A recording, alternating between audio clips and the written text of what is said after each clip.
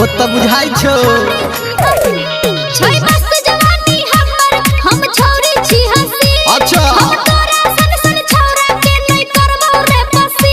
पट कहबे तू टेंशन हटा देबोगे अच्छा पट कहबे तू टेंशन हटा देबोगे तोरा पहकर के छाती सटा लेबोगे तोरा पहकर के छाती सटा लेबोगे अच्छा? एक मिनट में तोहरा पटा लेबोगे एक मिनट में तोहरा पटा लेबोगे मुहे तोड़ देबो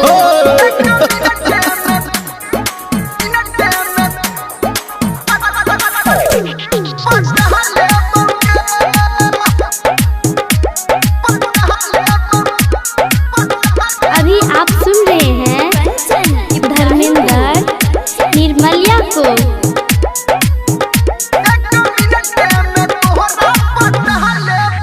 घर में चाउर नहीं काज है और नहीं करे छे खाली फुटानी तुरे करे छे खाली फुटानी तुरे हां हां घर में चाउर नहीं काज है और नहीं करे छे खाली फुटानी तुरे किया तू बात बनाबै छी गे हमरा तू झूठो गरियाब छी गे रे बात कहबो त कहबे घटा देबोगे रे सच कहबो त कहबे घटा देबोगे तोरा पहकर के पहचा सटा लेबोगे अच्छा। तोरा पहकर के पहचा सटा लेबोगे एक मिनट में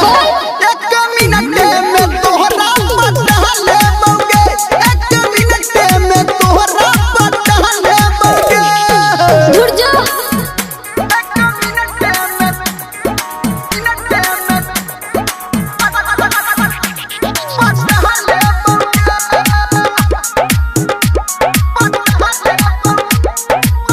अभी आप सुन रहे हैं राहिल म्यूजिक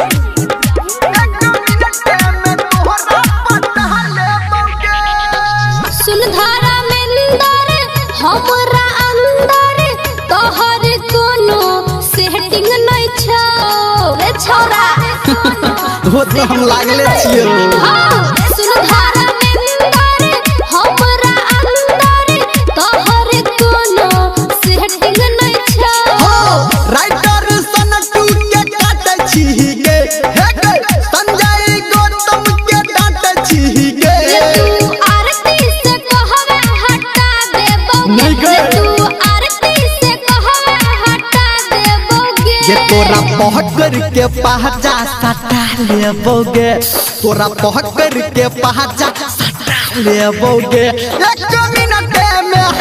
एक मिनट में तोहरा पटा लेबोगे एक मिनट में तोहरा पटा लेबोगे